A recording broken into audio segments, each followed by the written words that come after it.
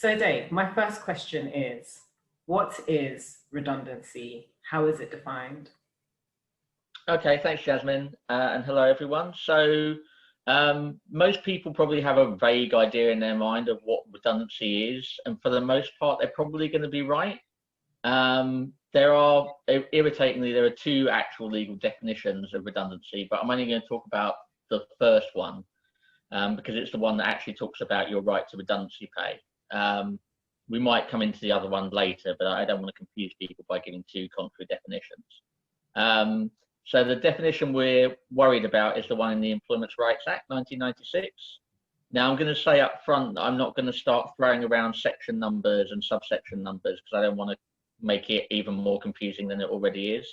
But if people want those things, they can look them up. I mean, the legislation is there to look up. So the definition, and there's kind of more than one definition even in the Employment Rights Act, but definition one is the fact that your employer has ceased or intended to cease to carry on the business for the purposes of which you're employed, or to carry on that business where you're employed. So I'll deal with that first definition first. So where your employer has ceased or intended to cease to carry on the business, that means your business is basically your employer going under.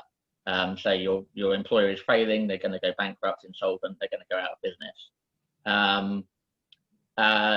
If that happens, that does not mean you get no redundancy pay. There is an organisation or there's a national insurance fund that you apply to, and there are lots of helpful websites, like the government website will tell you how to do that.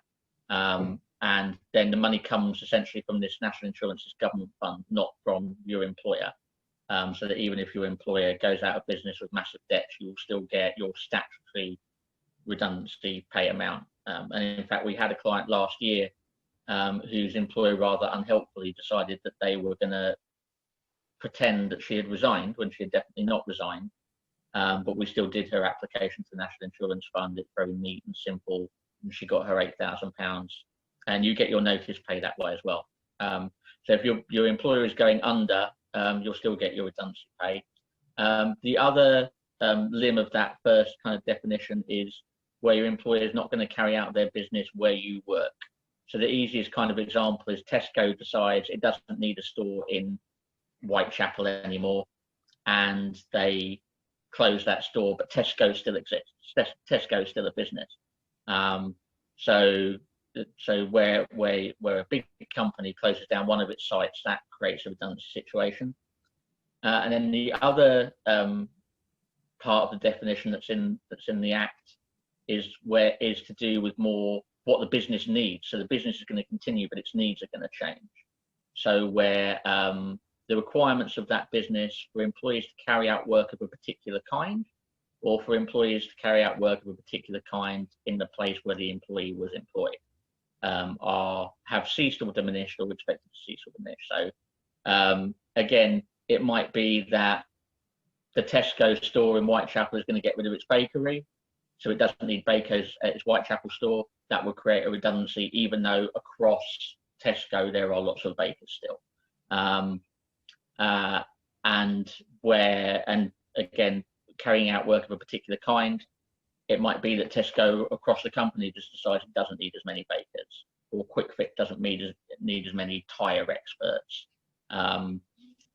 So that's fairly simple, and actually it tends not to get into employers and employees tend not to get into too many arguments about whether or not there is or isn't a redundancy situation. It tends to be fairly obvious.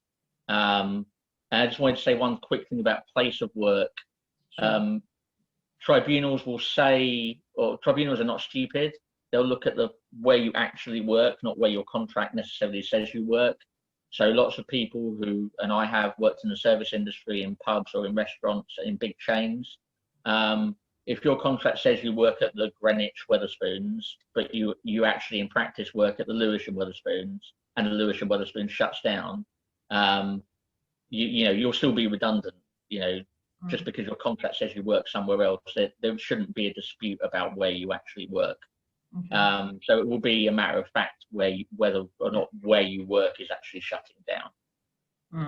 But that's really all there is to it. It tends to be not too heavily disputed. Okay, great. Thank you very much for that.